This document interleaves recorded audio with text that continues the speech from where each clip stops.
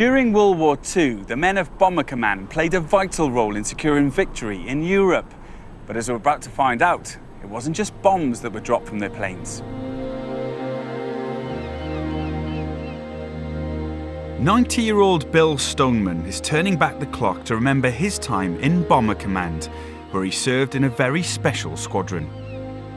I was always interested in the Royal Air Force. So in '42, I was 18 years of age.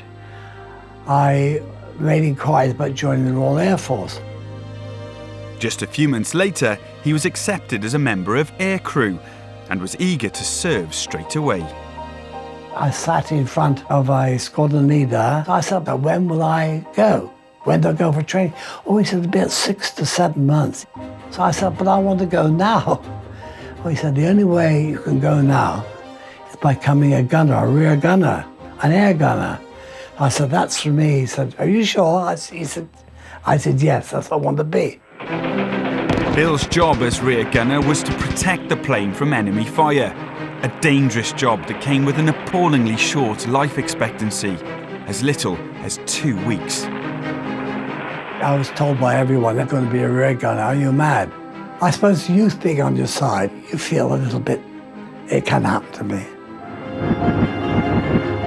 Sat at the very back of the plane, rear gunners scanned the skies for signs of danger. I never waited for attacks. If I saw an aircraft behaving belligerently, I knew he was going to have a go at. I fired. You're in a turret with 4 machine guns, and that turret can move up, down, sideways, so you can point your guns at him.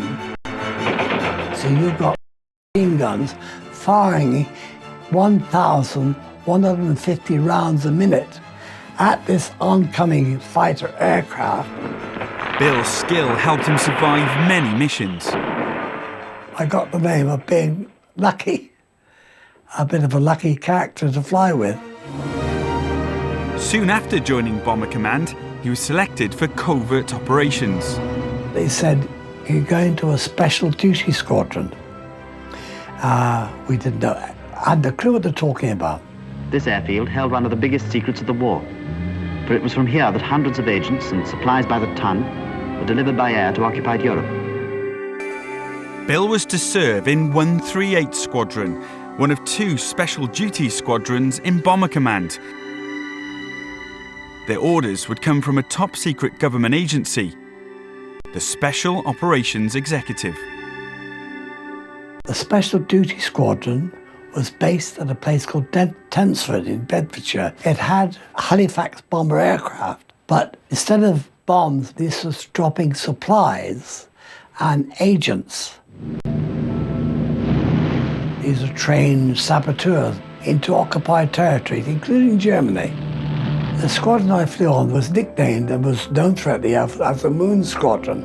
Nearly all our missions were done by moonlight because the aircraft had to see what was happening. It couldn't drop in complete darkness.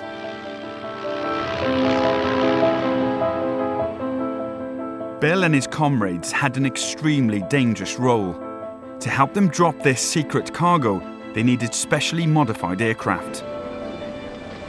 Bomb bays itself, which is the 2 doors open up, normally there'd be 13 1,000-pound bombs in there.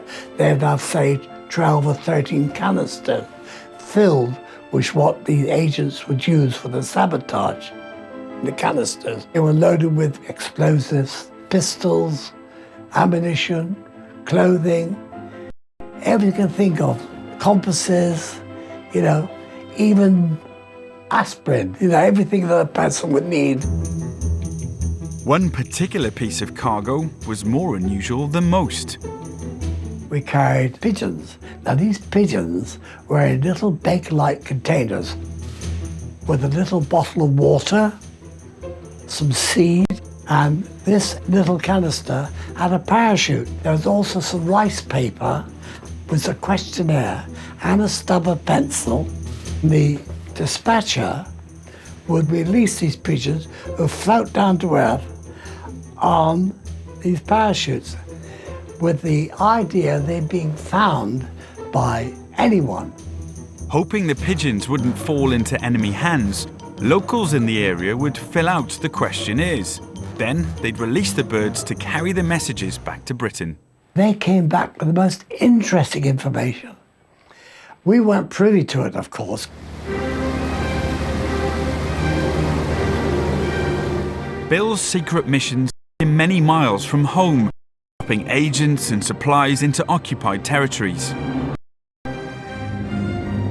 At the bottom of the fuselage, there was a hole cut with two doors that opened, quite a big hole, and the agent would be dropped through this hole, straight out of the aircraft, and also any supplies carried inside the aircraft, they could also be dropped through this hole. Hiding in the dark, a reception committee of saboteurs would wait for the plane, then signal the location for the drop. They had torches on the ground to show where we should drop. When the light came on, bomber would say, "Drop them now," as though he's dropping a bomb. And we would drop these supplies or agents to this reception committee. Those welcoming the planes were freedom fighters, ordinary men and women living in Nazi-occupied territories, willing to risk their lives to help the Allies. They were leaving their families at night and then had to hide the supplies or help the agents. The curfews put in place by the Nazis made it even more risky. Those people had to make sure they were not captured, because it was certain death if they were caught. I mean, that was it. Very brave, very, very brave people. Bill had lost many friends serving in this highly dangerous unit. He'd been extremely lucky, outlasting the short life expectancy of a gunner, but his luck was about to change. The crew I was flying with at that time, I'd flown 2 or 3 operations with. You become like brothers. It's a lovely family, just like a family, and you rely on each other. On the night of the 11th of July 1944, Bill was on his 23rd mission. Setting off from Blida, an airfield in Algeria, Bill's crew were heading back to base. We got 40 miles off the coast of North Africa, flying towards the south of France. There was one almighty bang.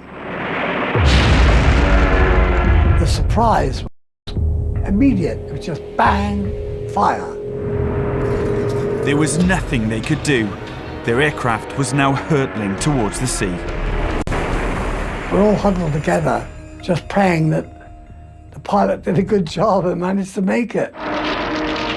All over him within in a moment.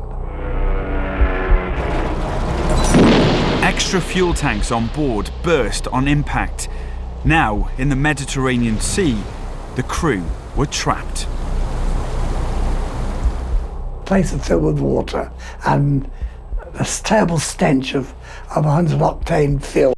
It was very overpowering, choking. Struggling against the toxic fumes, the crew managed to scramble out. They knew this should be an emergency dinghy, but to their horror, it hadn't inflated. The aircraft was sinking and no dinghy. So I knew where there was a manual dinghy release, which is just inside the fuselage. All I had to do was get back in. By now, the fuselage was full of suffocating fumes. The barmen held me by my harness, let me back in and held me. And I managed to turn the handle and I heard the hissing. The dinghy began inflating, but now it started to float away. I went in the water with my clothes on, fully dressed, got the dinghy, being a strong swimmer, being a nuky boy, brought up by the sea, I was all like that way, got it back to the aircraft. We all managed to scramble in. Bill and his crew had made it just in time. They watched on as their plane started to sink. The aircraft started to tilt onto this level till just the fin and rudders, 2 big fins sticking out of the water, and 2 shouts of help came from the aircraft. That was the navigator. I didn't realise that Flying Officer Farr, Tony Farr, the navigator, was still in the aircraft.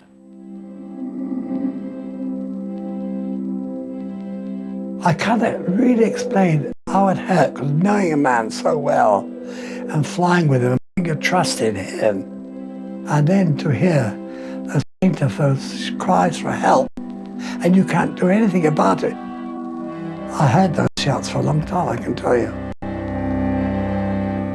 Over 55,000 men from Bomber Command lost their lives in World War II, the highest death rate of any British unit. Those who lived carry the memory of those who died. Our squadron alone, 138 Squadron, lost 70 aircraft. I did lose an awful lot of friends during World War II. Wake up in the morning and there'd be empty beds. The aircraft just failed to return. As young as I was, it had a great effect on me.